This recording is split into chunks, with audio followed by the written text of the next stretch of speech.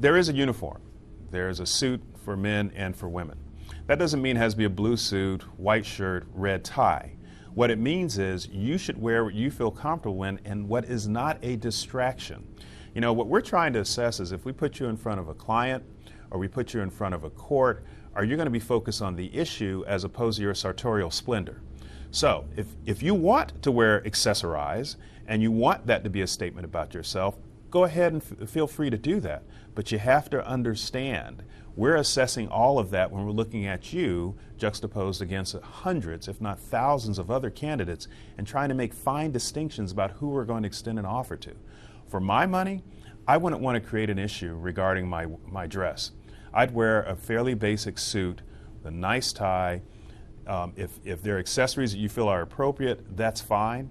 But if you want to wear, for instance, you want to wear bangle earrings or some bling, that's up to you. But it's going to give us a reflection of who you are, which may not be favorable for you. Body language has the potential to do a couple of things that you might not be intending. One thing that can happen is body language can really convey a sense of nervousness, or it might suggest that you're disinterested in what's going on. So it's important to be aware of what your body language habits are.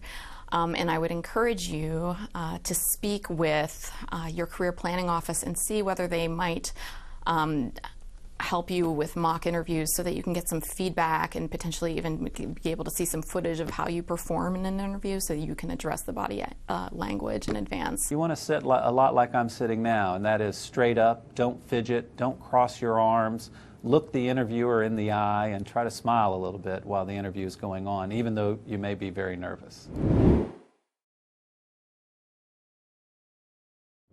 It might be okay to tell a white lie. For example, if someone asks you how you like law school and you're a little iffy, it's fine to say, I really enjoy the intellectual challenge of it. You can leave out the rest.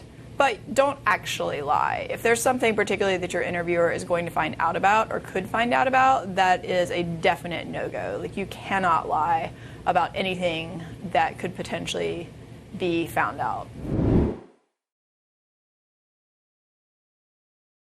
People showing up for the wrong date and time for their interviews, mentioning a particular practice area that the employer doesn't have, submitting a reimbursement form for inappropriate expenses. A candidate that was in our office for an in-office interview or was following a female attorney to a new interview, and the female attorney turned around, and while she couldn't be sure, she thought that the interviewee or the candidate was checking her out a little too closely. And of course, that spelled the end of that particular candidate's interview. One is an interview that I was conducting where the person came into my office and immediately insulted the cleanliness of the office.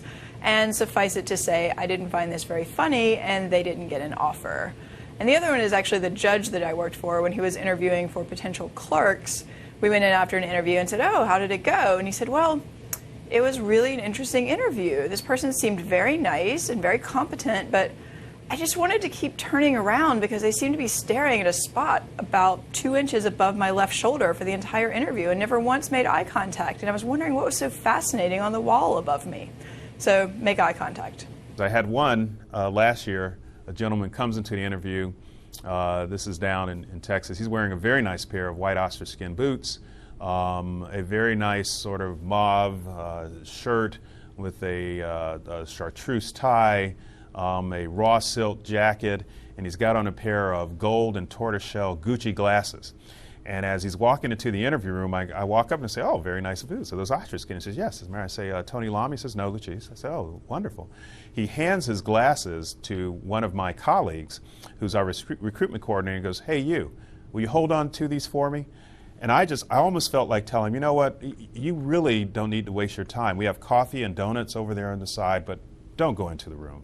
Because your attitude, more than anything else, not so much in what you wore. If you want to make a statement, that's fine. It might even be a reason for the statement, and heck, we might even like it enough to give you an offer. But that point that he was rude to our staff, that's it. That's it.